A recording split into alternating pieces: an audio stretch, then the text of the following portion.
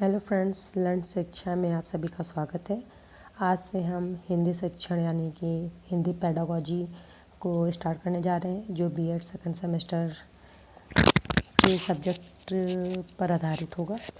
तो हिंदी पेडागोजी में first unit का चैप्टर है हिंदी भाषा के स्वरूप का पोत। ये पहले यूनिट की जो इसमें 4 यूनिट है, उसमें जो फर्स्ट यूनिट है उसका टॉपिक है हिंदी भाषा का बोध, उससे ये रिलेटेड है। तो इसमें हम जानते हैं पहले भाषा क्या होती है। तो कहा जाता है कि मनुष्य को भाषा का अमूल्य वरदान प्राप्त है। भाषा के बिना मानव पशु तुल्य है। जैसे दो पशु आपस में बात करते हैं, उसको तीसरा व्यक्ति नहीं समझ सकता है। उसी प्रकार अगर हमें भाषा नहीं मिली होती तो शायद हम इशारों में बात कर रहे होते। इशारों और अपने अंगों को इस्तेमाल करके हाथों का और आँखों के संकेतों से इस तरह बात कर रहे होते। तो अगर हमें भाषा मिल गई है तो वो हमारे लिए अमूल्य वरदान है। तो देखते हैं भाषा के मुख्य रूप से 2 प्रकार के अनुशासन या मर्यादाएं होती हैं। तो जैसा कि हम पढ़ रहे हैं भाषा एक अनुशासन।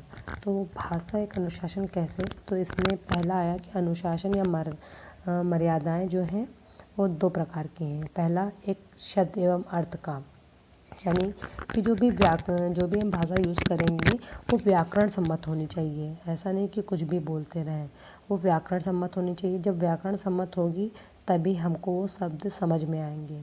शब्द होते हैं जैसे मेज पर, चला, है, तो इनको ऐसे यूज़ करें, है, पर, मेज, तो ये तो शब्द हो गए। लेकिन इनका व्याकरण सम्मत यूज़ करें, मेज पर कुछ रखा है, तो ये एक क्या बन के आ रही है, एक सीरीज बन के आ रही है, यानी व्याकरण सम्मत प्रयोग हुआ है, यानी शब्द और उसका एक अर्थ निकल रहा है व्याकरण सम्मत प्रयोग करने से। अब दूसरा देखते हैं, पहला अनुशासन क्या है, शब्द एवं अर्थ का। दूसरा होगा भाषा की तर्क सम्मत व्यवस्था, अर्थात जो भी बोल रहे हैं हम, व्याकरण के परिनिष्ठ भी बोल रहे हैं, तो उसका एक अर्थ निकलना चाहिए, एक तर्क होना चाहिए। ये नहीं कि कुछ भी बोल रहे हैं, मेज पर बंदर नाच रहा है, रेखा उस पर खड़ी है, ये क्या हुआ, कोई तर्क नहीं निकल रहा है। मेज पर बंदर नाच रहा है, रेखा उसको देखने के लिए खड़ी है, तो हम ऐसे प्रयोग कर रहे हैं तो हमें समझ में आ रहा है कि हाँ, एक तर्क संगत भाषा का प्रयोग हुआ है। तो हमने उसके कॉन्सेप्ट को समझा कि भाषा का जो अनुशासन है वो दो रूप प्रकार का है। पहला शब्द एवं अर्थ में, दूसरा तर्क सम्मत में। अब हम देखते हैं भाषा की अर्थ एवं परिभाषाएं। तो भाषा जो है वो हमारी भावों की अभिव्यक्ति का सशक्त माध्यम है। अगर सोचो भाषा ना होती तो अपने भाव कैसे दूसरों को बता पाते। हम अपना दुख है, कुछ भी ये सुख है या हमारी कोई भी इंफॉर्मेशन है, हम उसको कैसे दूसरों से शेयर कर पाते। भाषा ही है जो हम उसके माध्यम से अपनी बात कह पाते हैं। तो अब हम देखते हैं कि भाषा सामान्य अर्थ में कैसी होती है और कैसे कैसे इसके अर्थ होते हैं। तो सामान्य अर्थ में देखते हैं, सार्थक शब्द समूहों द्वारा अपने भाव विचारों तथा दूसरे के भाव विचारों के आदान प्रदान के शासन को भाषा कहते हैं। यानी कि भाव और विचारों को दूसरे मनुष्य या भाव विचारों के आदान प्रदान, जैसे हमें पता है हम अपने विचारों का आदान प्रदान कर सकते हैं भाषा के से। दूसरा शास्त्रीय अर्थों में देखते हैं, विचारों की अभिव्यक्ति के लिए समाज द्वारा स्वीकृत जिन व्यक्त वर्णों ध्वनि संकेतों का व्यवहार होता है उसे भाषा कहा जाता है। इसमें बात की गई है इस वाले शास्त्रीय अर्थ में कि जो समाज द्वारा स्वीकृत हो। जैसे समाज में एक मानक भाषा बना दी गई है कि एक स्टैंडिंग लैंग्वेज कि आप उसका यूज़ करिए, तो उसका यूज़ करते हुए हम हम विचारों की अभिव्यक्त करते हैं, तो उसे भाषा शास्त्रीय अर्थों में उसे भाषा कहा जाता है। विश्वकोश ब्रिटेनिका के अनुसार हम देखते हैं क्या है, भाषा उच्चारण अवयव से उच्चारित या उच्चरित ध्वनि प्रतीकों की वह व्यवस्था है जिसके द्वारा एक समाज के लोग आपस में भाव और विचारों का आदान प्रदान करते हैं। सेम वही सब डेफिनेशन है और कुछ चीज़ें टर्म और ऐसे जोड़े गए हैं जो डेफिनेशन को अच्छा बनाते हैं। जैसे इसमें लिखा है भाव और विचारों का, तो क्या केवल हम भाव और विचारों को भाषा से आदान प्रदान कर सकते हैं? और यहाँ दी गई थी विचारों की अभिव्यक्ति को, क्या हम अपने तर्कों को नहीं रख सकते? क्या हम दूसरे की इन्फॉर्मेशन को नहीं रख सकते? क्या केवल भाव विचार? तो यहाँ से आके यहाँ पे थोड़ा सा डेफिनेशन को और भी बड़ी की गई है और यहाँ से आके डेफिनेशन भी और अच्छी हुई। जैसे यहाँ पे उच्चारित यादृच्छिक ध्वनि, यादृच्छिक ध्वनि कि वो कोई भी ध्वनियाँ हो सकती है, रैंडमली कोई भी ध्वनि, उसका यूज़ करके हम अपने भाव और विचारों का आदान प्रदान करते हैं। अब हम देखेंगे भारतीय दृष्टिकोण के अकॉर्डिंग कई लोगों ने डिफिनेशन दी है भाषा की। तो जैसे कि इसमें सबसे अच्छी मानी जाती है कामता प्रसाद गुरु की, आप इसको याद कर सकते हैं। भोला प्रसाद तिवारी की, इसको याद कर सकते हैं। और बाबूराम सक्सेना, ये डॉक्टर नरेश मिश्र के अनुसार ये 3 डिफिनेशन आप ज़रूर से ज़रूर एग्ज़ाम में कोड करके आइए। पाश्चात्य में देखते हैं। पाश्चात्य में क्रॉच की मानी जाती है अच्छी डिफिनेशन। क्रॉच की भाषा अभिव्यक्ति की दृष्टि से उच्चारित एवं सीमित ध्वनियों का संगठन है। तो हम इसमें क्रॉच की ले सकते हैं, या जो हमने आगे पढ़ी थी ब्रेटिनिका की, उसकी भी हम यहाँ पे कोड कर सकते हैं। तो जैसा कि हमने समझा उसी को कैसे बताया गया है डिफिनेशन में, तो उसको यहाँ पे देख सकते हैं। अब हम देखते हैं भाषा की प्रकृति कैसी होती है, यानी उसका नेचर कैसा होता है। तो जैसा कि हमने जाना कि भाषा से हमने विचार और अभिव्यक्ति को प्रकट कर सकते हैं और उसका आदान प्रदान हो सकता है। तो यहाँ पे देखिए, पहली इसकी प्रकृति है कि भाषा अभिव्यक्ति का साधन है। अगर भाषा नहीं होती तो हम अपनी अभिव्यक्ति समाज में कैसे रख पाते। तो वहाँ पे भाषाएं अपनी अभिव्यक्ति का साधन है, मनुष्य की अभिव्यक्ति का साधन है। दूसरा है भाषा विचारों से गहरा संबंध है। भाषा का विचारों से गहरा संबंध है। हमारे अंदर जो विचार आते हैं हम उसको अपनी भाषा में तुरंत बता देते हैं। कहता नहीं, बहुत इम्पल्सिव पर्सन है, वो जल्दी जल्दी बोल देता है, कुछ भी कर देता है। तो यानी उसमें भाषा और विचारों में गहरा संबंध होता है। बाद में लगता है अरे यार मैंने ऐसा क्यों बोल दिया था, तो वहाँ लगता है कि मैंने व्यर्थ ही ऐसा बोल दिया। फिर लगता है कि क्योंकि वो विचार आ रहे थे और वो भाषा के थ्रू निकल गया। तो भाषा और विचारों से गहरा संबंध होता है। और तीसरा है भाषा अर्जित संपत्ति है। हाँ, भाषा अर्जित संपत्ति है। जैसा कि हम जानते हैं, हम जैसे कि अभी यहाँ पे रह रहे हैं नॉर्थ इंडिया में, तो नॉर्थ इंडिया में ज़्यादातर हिंदी का यूज़ होता है। तो हिंदी को हमने अर्जित कर लिया है, उसको बोलना सीख गए हैं। जैसे हम अपने परिवार से बड़े हुए, परिवार में जो लैंग्वेज बोली जा रही थी, धीरे धीरे उसका अधिग्रहण किया।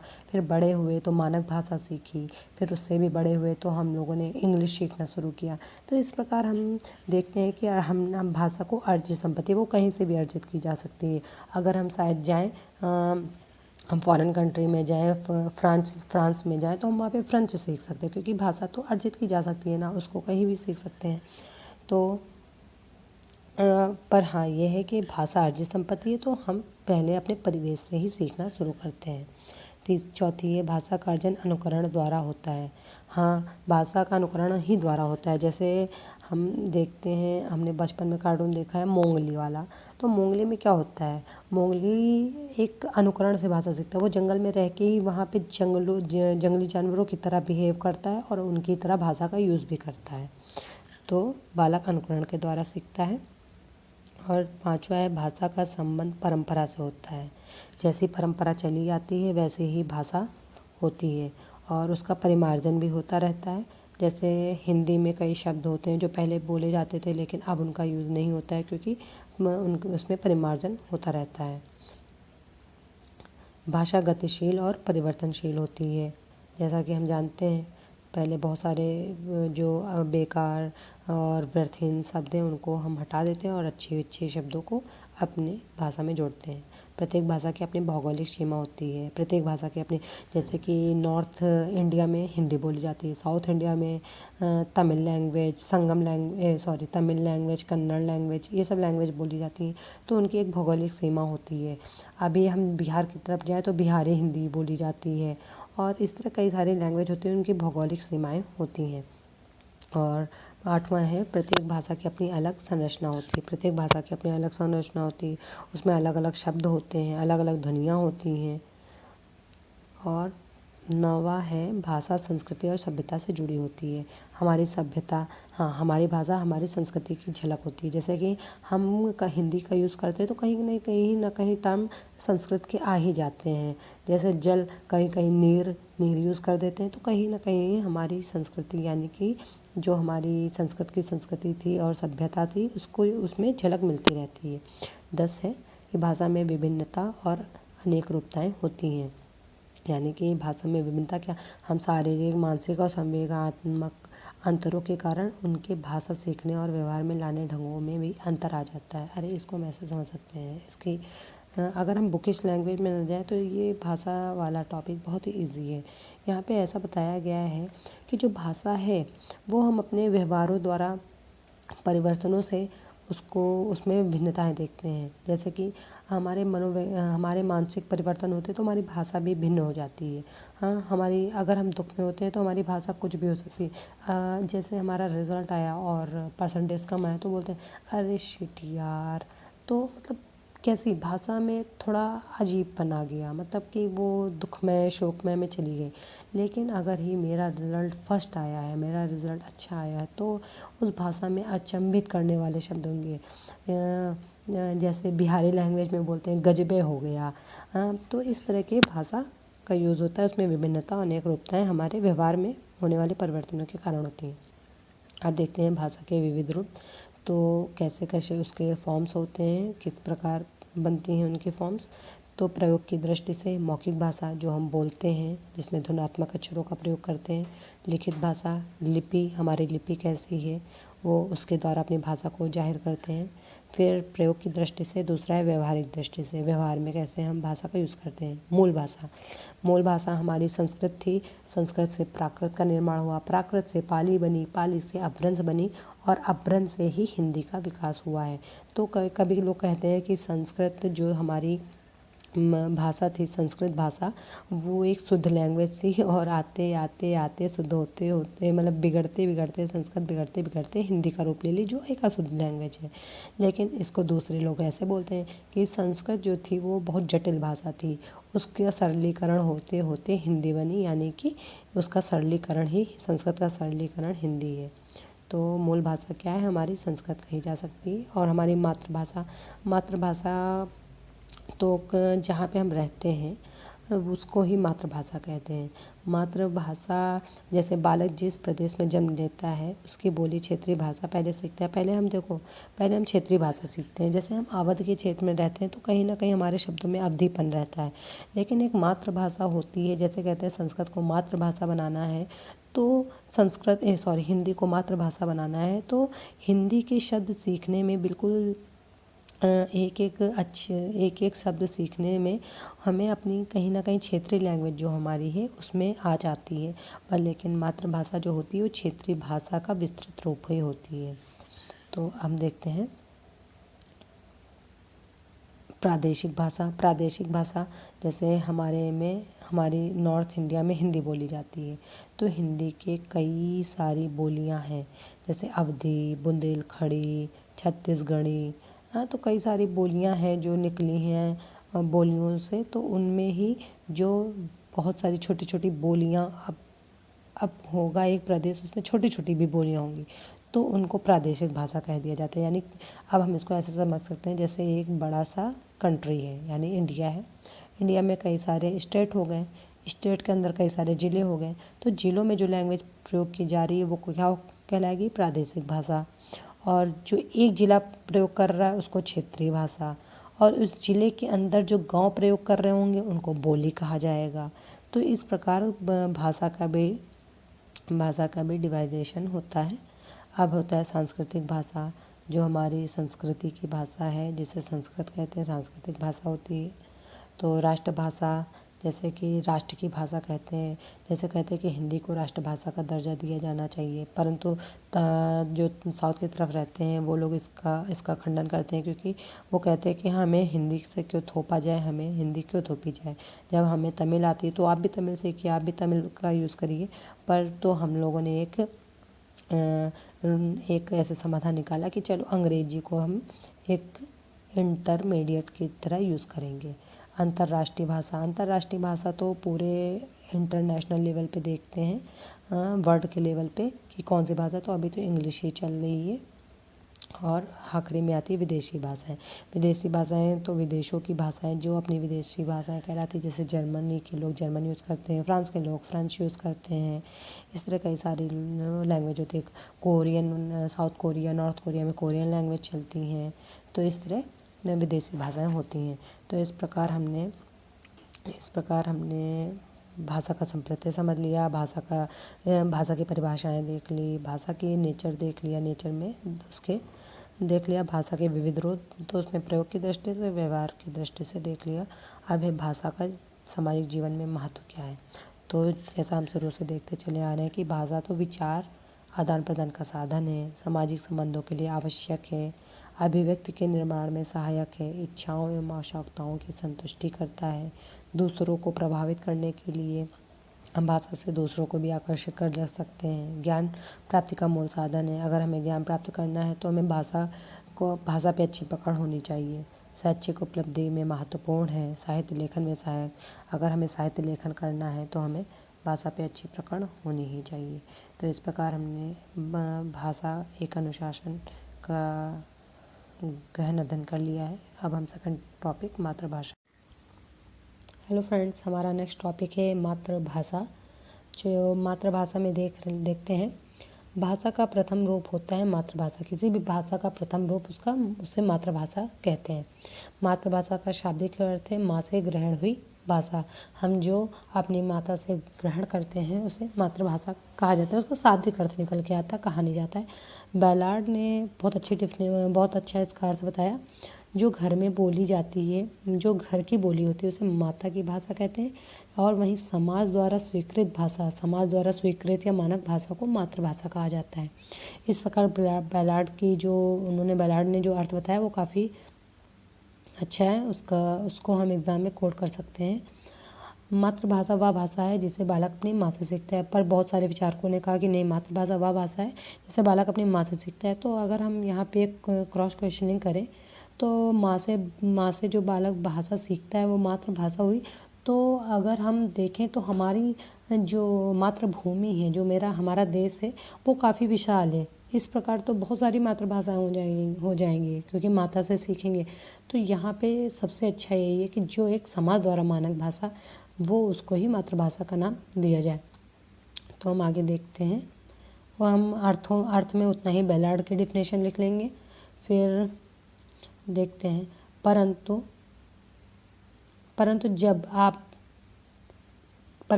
आप किसी शिक्षित या अशिक्षित शहरी या ग्रामीण व्यक्ति से उसकी मातृभाषा के बारे में पूछते हैं, यानी किसी पढ़े लिखे या किसी अशिक्षित से मातृभाषा के में पूछते हैं, तो वह तुरंत बिना किसी हिचकिचाहट से अपने क्षेत्र या प्रदेश की परिनिष्ठ भाषा, देखिए परिनिष्ठ भाषा लिखा हुआ है, को जिस औपचारिक रूप से शिष्ट समाज में प्रयोग किया जाता है वह अपनी मातृभाषा कहता है।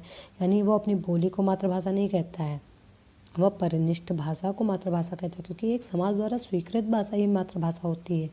और अपनी घर परिवार में बोली जाने वाली अनौपचारिक रूप से बोले जाने वाली बोली को अपने घर की बोली या गांव की बोली का दर्जा प्रदान करता है। ये सबसे अच्छा उदाहरण है। जैसे कि हमारे क्षेत्र में नॉर्थ में देखें तो नॉर्थ इंडिया में कई सारी बोलियां प्रचलित हैं, अवधी, बुंदेलखंडी, छत्तीसगढ़ी, तो बघेली। तो उन सब भाषाओं से परे क्या एक मानक भाषा है, वो है हिंदी। तो हिंदी हमारी मातृभाषा हुई। इस प्रकार वो सब जो बोली जाती हैं वो प्रादेशिक बोलियां होंगी, उनको उसी स्तर पे हम देखते हैं। तो यहाँ पे बहुत सारी डेफिनेशन दी गई हैं जैसा कि आप देख सकते हैं, पर इसमें सबसे अच्छी डेफिनेशन गांधी जी की लगी मुझे। ये कोट करने के लिए बहुत अच्छी डेफिनेशन है गांधी जी की। मनुष्य के मानसिक विकास के लिए मातृभाषा उतनी ही आवश्यक है जितना कि बालक के शारीरिक विकास के लिए माता का दूध। बालक पहला पाठ अपनी माता से ही पढ़ता है, इसीलिए उसके मानसिक विकास के लिए उसके ऊपर मातृभाषा के अतिरिक्त कोई दूसरी भाषा थोपना मातृभूमि के विरुद्ध है। इस प्रकार गांधी जी ने भी बताया कि हमारे मानसिक विकास के लिए कितनी ही ज़्यादा लाभकारी है हमारी मातृभाषा। अब देखते हैं मातृभाषा का महत्व। तो मातृभाषा के महत्व को देखते हैं। तो मातृभाषा का महत्व इस डायग्राम से देखते हैं। अभिव्यक्ति का सरलतम साधन है। हम अभिव्यक्ति को अगर बताना चाहते हैं, अपने अभिव्यक्ति को जाहिर करना चाहते हैं, तो उसके लिए मातृभाषा ही एक सरल साधन है। अगर हमें बोला जाए कि आप अपनी अभिव्यक्ति को जाहिर कीजिए लेकिन कोरियन लैंग्वेज में, तो क्या हम कर पाएंगे? वहाँ तो हमारी अभिव्यक्ति क्या, हमारा परिचय ही नहीं हो पाएगा। हम अपने अंदर की बातें ही तो कहना दूर की बात हो जाती है। और दूसरी इसकी विशेषता है शिक्षा की आधारशिला बनाता है। सही बात है, मातृभाषा में अगर शिक्षा दी जाए तो बच्चा बहुत जल्दी उसको ग्रहण करेगा। अगर आप शुरुआत में बालक को डायरेक्टली इंग्लिश से शुरू करेंगे तो शायद वो इतनी जल्दी अचीव नहीं कर पाएगा, लेकिन अगर उसके आसपास हिंदी बोली जा रही है और डायरेक्ट स्कूल में जाके इंग्लिश में मिलने लगे उसको कंटेंट, तो शायद वो उससे रिलेट नहीं कर पाएगा। लेकिन अगर उसको हिंदी में समझाया जाए और इंग्लिश में पढ़ाया जाए तो उसको बहुत जल्दी वो सीखेगा। तो यानी मातृभाषा का महत्व शिक्षा की आधारशिला को बनाना है। ज्ञान वृद्धि का प्रमुख साधन, मातृभाषा में जो भी ज्ञान दिया जाएगा उससे उसकी ज्ञान वृद्धि होगी। बालक के विकास का प्रमुख साधन, जैसा कि गांधी जी ने कोट किया कि मानसिक विकास के लिए बहुत ही अच्छा सोर्स है ये। तो शारीरिक विकास के लिए भी इम्पॉर्टेंट है। कैसे? अब तो कह सकते हैं हाँ चलो भाषा है तो मानसिक के लिए हो सकती है, लेकिन शारीरिक के लिए कैसे हो सकती है? तो इसको इस प्रकार देख सकते हैं, जब हमारा मन शांत होगा, हमारे बुद्धि शांत होगी, हमारे संवेग शांत होंगे, यानी कि जो भाषा से हम अपनी अभिव्यक्ति जाहिर कर पाएंगे, भाषा से हम अपने विचार प्रकट कर पाएंगे, तो उस प्रकार हमारा शरीर भी स्वस्थ होगा। यानी मन स्वस्थ तो शरीर स्वस्थ। उसी तरह इसमें भी आता है मानसिक एवं बौद्धिक विकास होगा। हमारा बौद्धिक विकास IQ लेवल बढ़ेगा। सामाजिक विकास होगा, हम समाज के साथ अच्छा तालमेल बैठा पाएंगे। चारित्रिक एवं नैतिक विकास इस प्रकार होगा, जब हम अच्छी मातृभाषा में शिक्षा ग्रहण करेंगे तो हमारा चारित्रिक विकास होगा। सृजनात्मक विकास भी इससे होगा। नागरिकता की शिक्षा इससे मिलती है। राष्ट्रीय एकता अंतर्राष्ट्रीय भाव का विकास हो सकेगा। इस तरह हमने देख लिया क्या क्या टॉपिक थे। अब इसके अंदर डिटेलिंग दी गई है। जैसे है अभिव्यक्ति का सरल साधन। तो अभिव्यक्ति का सरल साधन, हम अपनी मातृभाषा में आराम से अभिव्यक्त कर सकते हैं, तो इस प्रकार वो अभिव्यक्ति का सरल साधन होगा। शिक्षा की आधारशिला बनाना, जैसा डॉक्टर जाकिर हुसैन ने अपने बताया, उन्होंने स्पष्ट करते कैसे बताया, मातृभाषा में शिक्षा प्रदान करने की मांग में न केवल देशभक्ति का ही भाव निहित है, बल्कि मनोविज्ञान और अच्छी शिक्षा के सिद्धांतों को भी यही मांग है कि शिक्षा का माध्यम मातृभाषा में ही होना चाहिए। यानी कि उन्होंने बताया, जाकिर हुसैन ने, कि मातृभाषा में शिक्षा प्रदान करने की मांग न केवल देशभक्ति की, ये नहीं कि सबको केवल एक ही रंग में रंग दो देशभक्ति के भाव से, बल्कि मनोवैज्ञानिक, यहाँ पे आया मनोवैज्ञानिक और अच्छी शिक्षा के सिद्धांतों की मांग है। अगर हमें मनोवैज्ञानिक तरीके से और अच्छी शिक्षा के सिद्धांतों की पूर्ति करनी है तो वहाँ पे मातृभाषा ही हमारे लिए यूज़फुल होगी। और गांधी जी ने तो, जब हमारा देश आज़ाद हो रहा था, तो वहाँ पे गांधी जी ने वर्धा कांग्रेस में इसकी मांग रखी थी कि हमें मातृभाषा में शिक्षा ग्रहण कराई जाए। ज्ञान वृद्धि का प्रमुख साधन, हमें अच्छे अच्छे शब्द मिलते हैं, मातृभाषा के शब्द।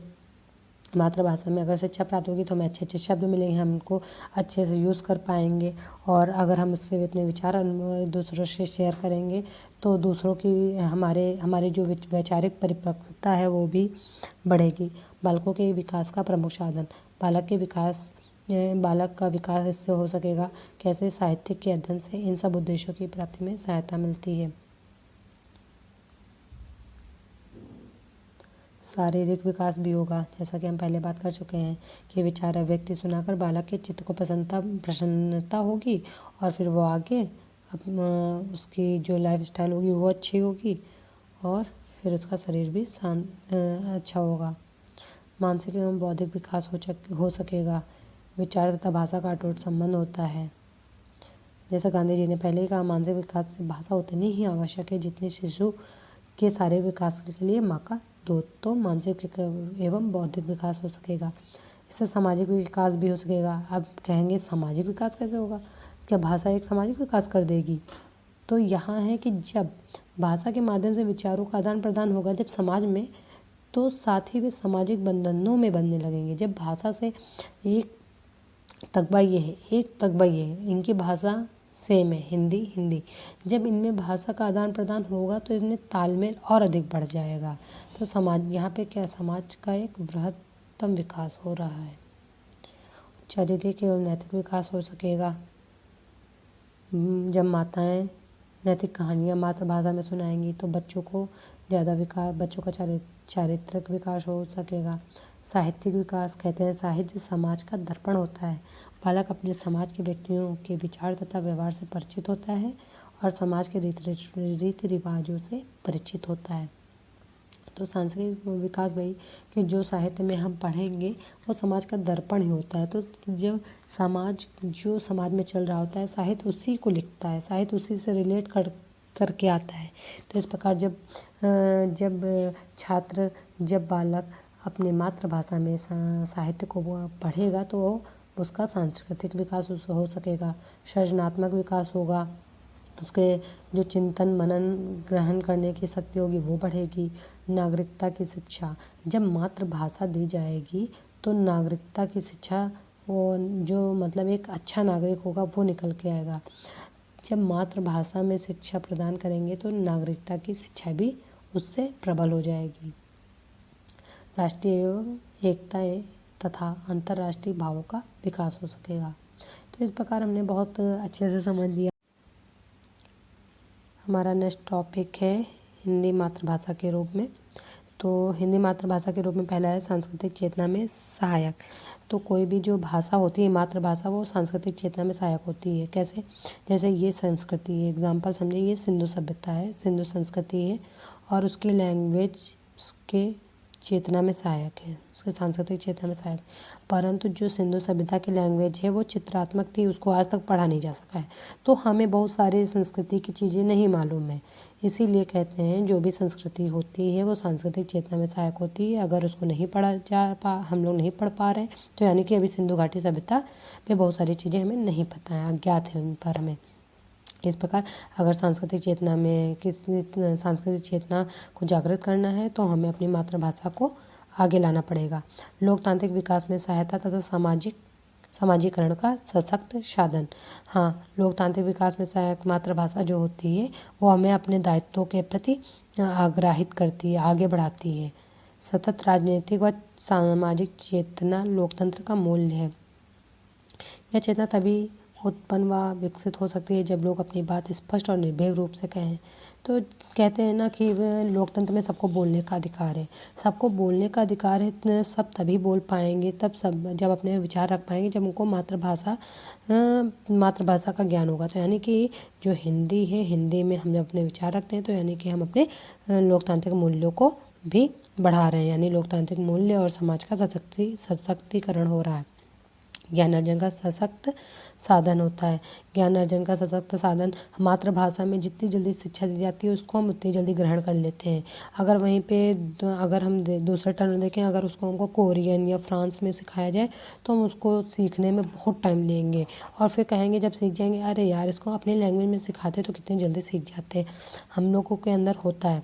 भावनात्मक विकास में सहायता, यानी कि जब हम अपने भावों को प्रकट करेंगे, अगर हम मातृभाषा में करेंगे तो हम बहुत जल्दी से उनको प्रकट कर सकते हैं। भावात्मक विकास में भी वो सहायक होते हैं।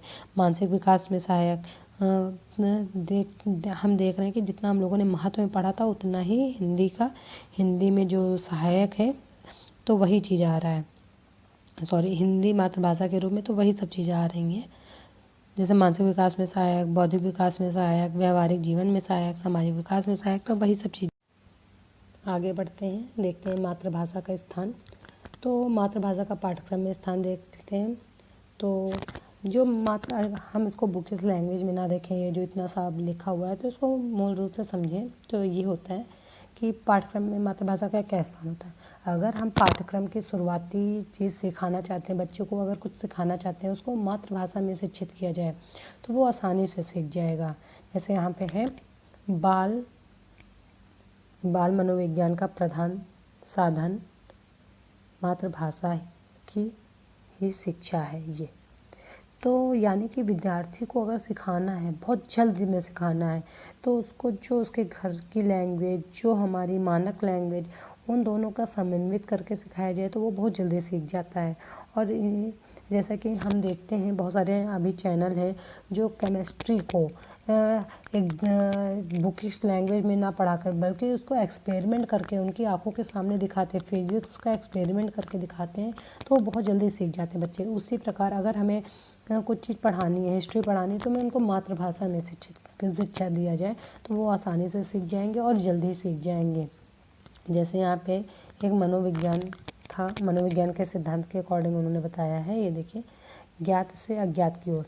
यानी कि हमें हमारी मातृभाषा पता है तो कोई अज्ञात चीज़ सिखानी है तो ज्ञात से अज्ञात की ओर बढ़ेंगे तो उसको हम बहुत जल्दी अचीव कर पाएंगे और बहुत जल्दी सीख पाएंगे। तो बुकिश लैंग्वेज में न जाकर हम आसानी से इन सबको देखते हैं। तो अब यहाँ देख लें, उपरोक्त विवेचना से यह निष्कर्ष निकाला जा सकता है कि प्राथमिक कक्षाओं में मातृभाषा का स्थान सर्वोच्च है और माध्यमिक कक्षाओं में भी यह स्थान महत्वपूर्ण है। पाठ्यक्रमों में मातृभाषा एक विषय के रूप में प्रमुख स्थान रखती है। साथ ही यह पाठ्यक्रम के अन्य विषयों के अध्ययन अध्यापन का भी माध्यम है। इस दृष्टि से यह अन्य विषयों के ज्ञान का आधार है।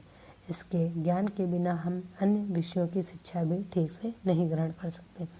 वही चीज़ कि ज्ञात से अज्ञात की ओर, अगर हमें कुछ चीज़ ज्ञात है तो हम अज्ञात की ओर आसानी से बढ़ सकते हैं। यानी देखिए, ज्ञान के बिना हम अन्य विषयों से शिक्षा ठीक से ग्रहण नहीं सकते। अगर हमारा ज्ञान ही अपूर्ण नहीं होगा, पूर्ण नहीं होगा तो हम अज्ञात चीज़ें क्या सीख पाएंगे।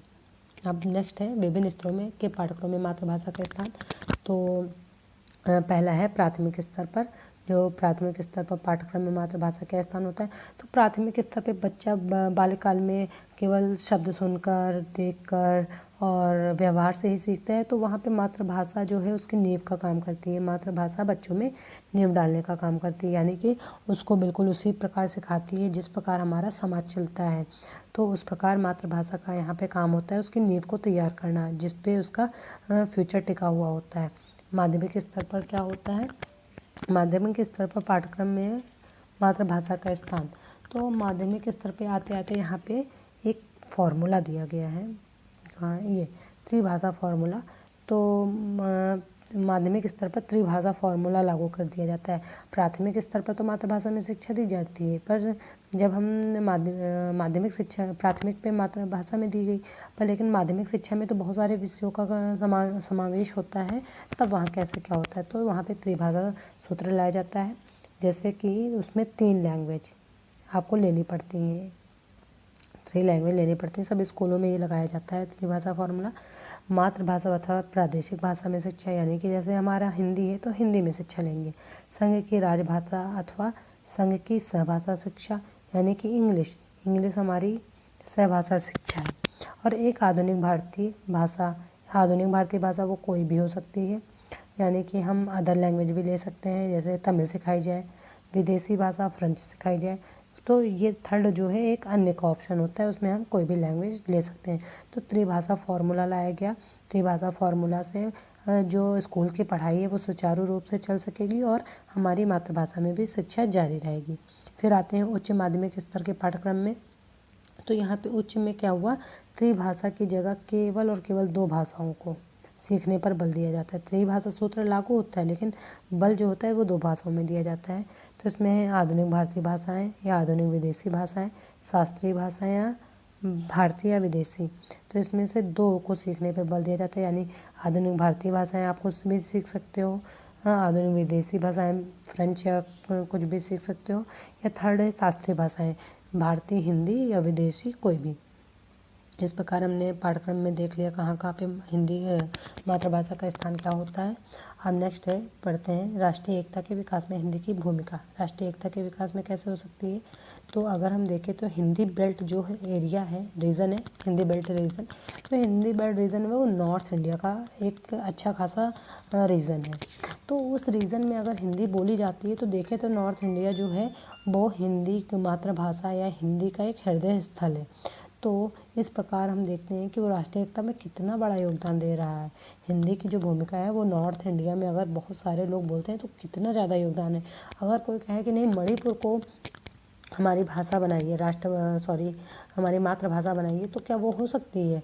वो नहीं हो सकती है, क्योंकि यहाँ पे तो बड़ा बड़ा बड़ा तकबा एक जुड़ा हुआ है मातृभाषा से। तो इस प्रकार हम देखते हैं, ये देखिए यहाँ पे दिया गया है इसको,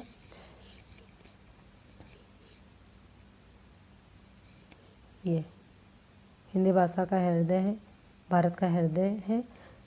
हिमाचल प्रदेश, उत्तराखंड, दिल्ली, हरियाणा, राजस्थान, उत्तर प्रदेश, मध्य प्रदेश, छत्तीसगढ़, झारखंड, बिहार आदि क्षेत्र भारत की आत्मा है। यानी कि ये हिंदी बेल्ट रीजन है, और अगर इसमें मातृभाषा जो है तो वो एक राष्ट्रीय एकता का काम करती है। हिंदी राष्ट्रीय एकता में सहायक। हिंदी राष्ट्रीय एकता में सहायक होती है। और जैसा कि हमने देखा ही है कि पूरे एक अच्छा खासा एरिया कवर करता है। पहले तो अब बात आ जाती है कि यहाँ पे एरिया की जो क्षेत्र है, क्षेत्र में अच्छा खासा ये मैप सही नहीं बना है, ऐसे बनेगा। तो यहाँ पे देखेंगे तो अच्छा खासा इतना कवर कर लेता है हिंदी अगर इतनी कवर कर रही है तो ये लोग जब यहाँ जाएंगे तो यहाँ जाएंगे तो क्या हो गए, राष्ट्रीय एकता में सहायक ही तो होंगे। तो जब हम देखते हैं कि जब पलायन करते हैं लोग तो वहाँ पे भी हिंदी भाषा का उपयोग किया जाने लगता है, तो वो क्षेत्र भी कहीं ना कहीं समग्र रूप से राष्ट्रीय एकता में योगदान देने लगता है। इस प्रकार जब हिंदी को अगर जोड़ेंगे तो वो कहीं ना कहीं जाएगा तो वहाँ पे राष्ट्रीय एकता का संदेश प्रवाहित होगा। अब हम देखते हैं हिंदी का राष्ट्रीय एकता के विकास में योगदान क्या क्या है। विचारों के आदान प्रदान में सरल है, राष्ट्रभाषा देश के गौरव और सम्मान का प्रतीक करता है, राष्ट्रीय एकता और भावनात्मक एकता का विकास करता है, प्राचीन भारतीय संस्कृति के प्रति निष्ठा उत्पन्न करता है, रसानुकूल भाव की पुष्टि करते हुए सामाजिक प्रसंगों से राष्ट्रीय एकता का विकास करना इसका काम है। और हम देखते हैं जो हमारी हिंदी लैंग्वेज है उसको सर्वप्रथम श्री अटल बिहारी वाजपेयी ने अंतर्राष्ट्रीय लेवल पे जो है संयुक्त राष्ट्र संघ UNO यूनाइटेड नेशन ऑर्गेनाइजेशन, उसमें जो बहुत सारी लैंग्वेज थी उसमें उसको उन्होंने केंद्रीय हिंदी को भी उसमें जोड़ा, केंद्रीय भाषा के रूप में हिंदी को भी वहाँ पे जोड़ा। और कहीं वहाँ पे कभी कभी हिंदी में भी स्पीचेस दी जाती हैं। त्रिभाषा सूत्र में हिंदी का योगदान, जैसे हमने देखा था कि सभी स्कूलों में त्रिभाषा फॉर्मूला लागू होगा माध्यमिक स्तर के पाठ्यक्रम में। तो एक तो हिंदी हो गई, दूसरी इंग्लिश हो गई, तीसरी अदर। तो यानी यहाँ पे ये दोनों कंपलसरी है, इनमें कोई भी कंप्रोमाइज़ नहीं होगा। लेकिन अदर में आप कुछ भी ले सकते हैं, फ्रेंच ले सकते हैं, कोरियन ले सकते हैं, आपकी जो क्षमता है स्कूल की आप वो पढ़ा सकते हैं। तो त्रिभाषा के सूत्र में हिंदी का एक प्रमुख योगदान है। ये त्रिभाषा सूत्र कब लाया गया था ये सब दिया गया है, इतना डिटेलिंग नहीं लिखनी होती, लेकिन हम मोटा मोटा हमें अर्थ पता होना चाहिए तो हम अच्छे से उसको एक्सप्लेन कर पाएंगे एग्ज़ाम में। महान कवि पंत सुमित्रानंदन पंत हैं, तो उन्होंने क्या लिखा है देखिए, मातृभाषा संसार का नामदेय चित्र है, ध्वनिमय स्वरूप है, यह विश्व की हृदय तंत्रों की झंकार है जिसके स्वर में यह अभिव्यक्ति पाती है। तो यानी कि मातृभाषा जो है वो एक बहुत सशक्त साधन है। राष्ट्रीय एकता व अंतर्राष्ट्रीय भावों के संवर्धन में हिंदी सहायक है। तो हम देखते हैं राष्ट्रीय व अंतर्राष्ट्रीय भावों के संवर्धन में हिंदी कैसे सहायक है।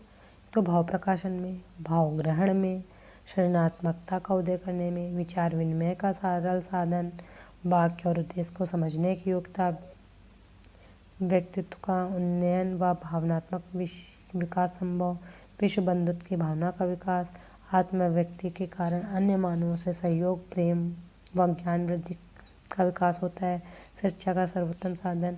अगर हम देखें तो मोटा मोटा वही सब आएगा जो हमने आगे पढ़ा। जितना मातृभाषा से हमको लाभ होगा उतना ही अंतर्राष्ट्रीय लेवल पे भी, यानी राष्ट्रीय व अंतर्राष्ट्रीय भावों के संवर्धन में भी हिंदी उतनी यूज़फुल होगी। हिंदी का अन्य भाषाओं के साथ सहसंबंध, तो पहले तो सहसंबंध का ही मतलब अर्थ पता होना चाहिए। तो पारस्परिक संबंध, सहसंबंध का अर्थ होता है पारस्परिक संबंध। जिस प्रकार हम देखते हैं जैसे एक लैंग्वेज है ये, तो यानी जब हम इसका यूज़ कर रहे हैं तो कहीं ना कहीं इसके वर्ड इसमें आ जाते हैं, और कहीं ना कहीं जब इसका यूज़ करते हैं तो इसके वर्ड भी इसमें कहीं ना कहीं आ जाते हैं। तो ये कहते हैं कि इन दोनों का पारस्परिक संबंध है लैंग्वेजों का, तो इसको बोलते हैं सहसंबंध। सहसंबंध के उद्देश्य क्या होते हैं तो इतना डिटेलिंग नहीं करना है, पहले हमें देखना है हिंदी के साथ किस किस भाषाओं का सहसंबंध होता है। तो पहली है हिंदी और संस्कृत। जैसा पता है मूल भाषा संस्कृत थी, उसका सरलीकरण होते होते हिंदी आई। तो कहीं ना कहीं हिंदी में कौन से शब्द देखने को मिलेंगे, संस्कृत के शब्द। तो हिंदी में कहीं ना कहीं संस्कृत के शब्द देखने को मिल जाते हैं। इसमें वही शब्द दिया गया है, संस्कृत भाषा से विभिन्न प्राकृत अपभ्रंश का विकास हुआ तथा इन्हीं से हिंदी भाषा का प्रादुर्भाव हुआ। तो सबसे पहले संस्कृत थी, फिर उसके बाद पाली बनी, फिर प्राकृत बना, फिर अपभ्रंश बना, फिर अपभ्रंश से तद्भव शब्द, तत्सम शब्द निकल के हिंदी में आ गए। वैसे संस्कृत के जो शब्द हैं उसको वे जो तत्सम रूपी शब्द जब हिंदी में आए उनको स्वीकार कर लिया गया, वही तत्सम शब्द कहलाते हैं जो संस्कृत से निकल के आए। हिंदी और उर्दू में सहसंबंध, जैसे पहले पता है एक जो रीजन था हमारा नॉर्थ इंडिया, जो जो जो जब स्वतंत्रता के पहले वाला, तो वहाँ पे उर्दू लैंग्वेज बोली जाती थी जिसको बोलते थे हिंदुस्तानी लैंग्वेज। तो हिंदुस्तानी में उर्दू और हिंदी दोनों मिक्स होती थी। तो कहीं ना कहीं हम अभी भी वो शब्द बोलते हैं जो हमारी शब्दावलियों में जुड़े होते हैं, पर लेकिन हम उनमें अंतर नहीं कर पाते। जैसे जाहिर शब्द बोलना, जाहिर करना, तो ये सब क्या है वर्ड हैं। आईना, जाहिर, ये सब कहीं ना कहीं उर्दू के शब्द होते हैं, तो उनको हम अपनी मातृभाषा में यूज़ करते हैं, तो उनके भी साथ संबंध देखने को मिलता है। हिंदी और अंग्रेजी भाषा में आज तो हम अंग्रेजी के लिए अंग्रेजी शब्द का यूज़ भी कर देते हैं, तब उसका मतलब खोजते हैं कि उसका मतलब क्या था, क्योंकि हिंदी में हम जल्दी से नहीं ढूंढ पाते क्या मतलब था। वेरिएंट मतलब नहीं पता चलता, वेरिएबल मतलब नहीं पता चलता, क्या मतलब हम यूज़ करते हैं रोज़मर्रा के जीवन में, पर लेकिन उसका अर्थ नहीं पता चलता। तो उसी प्रकार हम जब हिंदी के वर्डों को देखते हैं तो हिंदी के कुछ शब्द होते हैं जो जिनका यूज़ इंग्लिश में किया जाता है, जैसे कि हिंदी के पराठा और जलेबी को तो ले ही लिया गया है। उसी प्रकार अंग्रेजी के शब्द केक और बिस्कुट को हम प्रयुक्त करते हैं हिंदी में। तो इस प्रकार हिंदी और उड़िया में भी इसका संबंध देखने को मिलता है। तो इस प्रकार हम लोगों ने मोटा मोटा देख लिया है सहसंबंध किन किन के बीच में होता है। अब है सहसंबंध स्थापित करने हेतु सुझाव। तो क्या क्या सुझाव दिए गए सहसंबंध स्थापित करने हेतु। पहला है सहसंबंध छात्रों की अर्जित भाषा पर आधारित होनी चाहिए, यानी जो अर्जित कर रहे हैं भाषा उस पर आधारित होनी चाहिए। जैसे हम हिंदी सीख रहे हैं तो उसमें उर्दू आ सकती है आराम से। यह भाषा के अनुकरण एवं स्वाभाविक या भाषा के अनुरूप एवं स्वाभाविक होना चाहिए। सहसंबंध छात्रों के मानसिक स्तर के अनुकूल होना चाहिए। ये नहीं कि आप पढ़ा तो हिंदी रहे हैं उसको, लेकिन आप उसको वहाँ पे आप लाके अफ्रीकन लैंग्वेज जोड़ दिए, ऐसा नहीं। कहीं ना कहीं उसका जो भाषा है, उसकी भाषा जो सीखने की भाषा है, लर्निंग लैंग्वेज है, उसके अनुरूप होनी चाहिए सहभाषा। इस प्रकार बहुत सारे उद्देश्य हैं, बहुत सारे स्थापित करने हैं तो सुझाव दिए गए, पर मोटा मोटा हम समझ चुके हैं कि मातृभाषा जो है वो कैसे अपना काम करती है। पहले तो वो हमारी एक राष्ट्रीय एकता को, पहचान को बनाती है, और हमारे पाठ्यक्रम में सहायक है, हमारी लर्निंग प्रोसेस को बढ़ाती है, हम जल्दी से सीख सकते हैं, बच्चों की नींव बनाती है, हम अपनी अभिव्यक्ति कर सकते हैं और हमारा नैतिक विकास हो सकता है। हमारे विकास में तो वो सहायक है, यानी सर्वांगीण विकास हमारा करती है। तो और गांधी जी ने भी इसको हमारे मानसिक विकास में इसका रोल को बताया है। इस प्रकार हमने इसकी मातृभाषा को देख लिया है, और मातृभाषा यानी कि हमारी जो हिंदी भाषा के स्वरूप का बोध था वो पूरा